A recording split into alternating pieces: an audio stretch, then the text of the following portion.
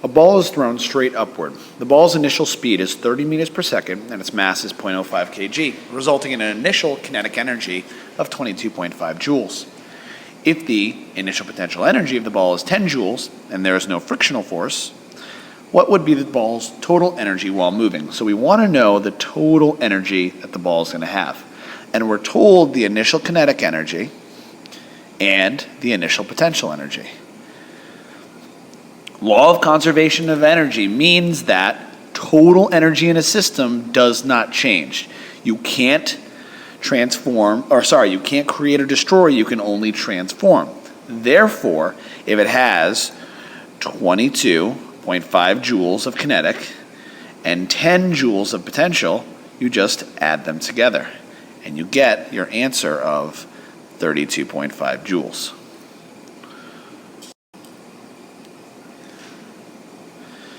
In our next example, a 9-kilogram model airplane flies horizontally with a constant speed. So we've got an airplane flying with a certain speed. And it's telling me it's an altitude of 50 meters. So we have an altitude of 50 meters. So it dives from 50 down to 20 meters. So now we're at 20 meters. And we want to know how much potential energy does it lose. This should be pretty straightforward. If you know the PE here and you know the PE here, you just have to subtract one from the other to find the difference. How much did it lose? So, since potential energy is mass times gravity times height, for the first one, it's 9 kg times 10 newtons per kilogram times 50 meters. Sorry, I should put the units in here. I'll do for the next one.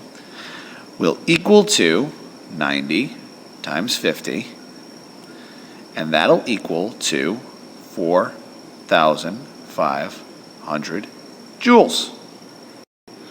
All right, so let's find the next one. I'm just going to slide over a little bit. So let's find the PE here. So the PE at this location is, again, MGH. So our mass is 9 kg times 10 newtons of force per every kilogram of mass, that's G, times 20 meters. Cool. So if you notice, the kgs go away. You're left with a Newton meter, which is, a Newton meter is 1 joule. Awesome, which is energy. So 9 times 10 times 20 nets you 1,800 joules. So if we know that up at the top we've got 4,500 joules of energy, down at the bottom, or at least at 20, we have 1,800 joules of energy. How much energy did it lose is 4,500 minus 1,800.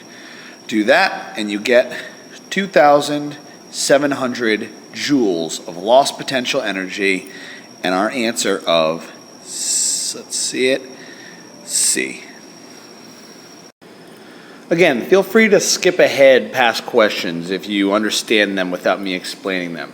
Use this video as a way to help you understand concepts that are still a bit confusing. So here we are in the next one. We've got a diagram below represents a bicyclist at the top of a hill with 4 points labeled W, X, Y, and Z. And assuming that the bicyclist does not apply the brakes as he rides down the hill, at which point will the bicyclist's kinetic energy be close to 0? Well, this comes down to the very basic concept of anything falling or rolling down. So imagine this is a ball dropping down from some height. We know that it has some amount of height, and potential energy is based all on height, whereas kinetic energy is based all on speed. So up at the top, it's going to have, assuming that it starts at a speed of 0, it's going to have nothing, and therefore up at the top, it's not going to have any kinetic energy, only potential.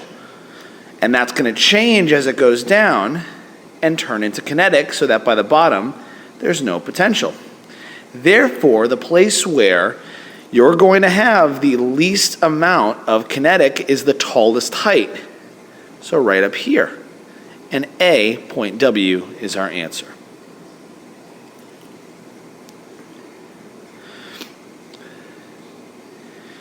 Here we have the potential energy of a 77 kilogram diver on a 20-meter high diving board, and it tells you that this diver, has 15,400 joules of potential energy at the top. It then tells you at 2/3 of the way down, so let's break it up into thirds. So here's 1/3 of the way down, 2/3 of the way down. This would be 3/3 or all the way down. Right here, it has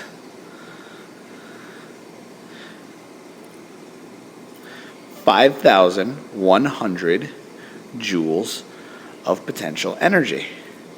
So law of conservation of energy tells us that that energy is going to be transformed into kinetic. Therefore, think of it this way. Let's move off to the side. If we have a graph that shows at the top and at the bottom, and this is total amount of energy on the y, and I'm going to use potential as red and kinetic as blue. Ooh, that's not a good K. There we go. Well, at the top, it's going to be all potential and 0 kinetic. By the time it reaches the bottom, it's going to be all kinetic and 0 potential, assuming nothing is lost to air for resistance. And halfway in between, it's going to be half and half. Because this chunk has been given to kinetic. So in that same idea, if we want to know what's happening 2/3 of the way down, you have to imagine that all of this is going to be transferred over to kinetic. So this is really easy.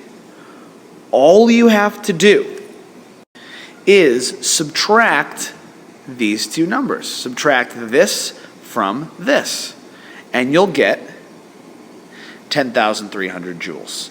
That is what has been converted into kinetic energy because of the law of conservation of energy.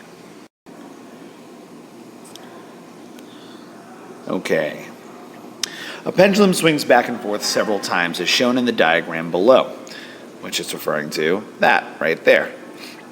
Assume, and we don't actually need to keep those there, so let's just get rid of that. We don't need it. All right. Assume friction is negligible, so we're ignoring friction. Which of the graphs following best illustrates the potential energy and kinetic energy of the pendulum over a period of several swings? So let's think about this for a second. On this diagram, this pendulum is going to reach a maximum of up here and a minimum of down here. So that is your height. Down here, it has 0 height. Up here and here, it has max height. So it's going to have potential energy. That's going to transform into kinetic energy. It's going to transform back into potential energy. And that's just going to swing back and forth. So let's plot this and then see which graph it looks like. So let's start with potential energy. And I'll use, let's say, potential. I'll do it just like here. Potential will be the straight line. All right, so what happens? Well, when it's right here, it's all potential. As it falls, it's going to decrease and go down. When it reaches the bottom, it's going to be nothing. It's then going to keep going up, and it's going to start to go up. It's going to start falling again, and it's going to come back down. So potential is going to do this, where it's going to be all potential, and then no potential. Kinetic, well, let's see kinetic. Why don't I use a slightly different color for this one right here?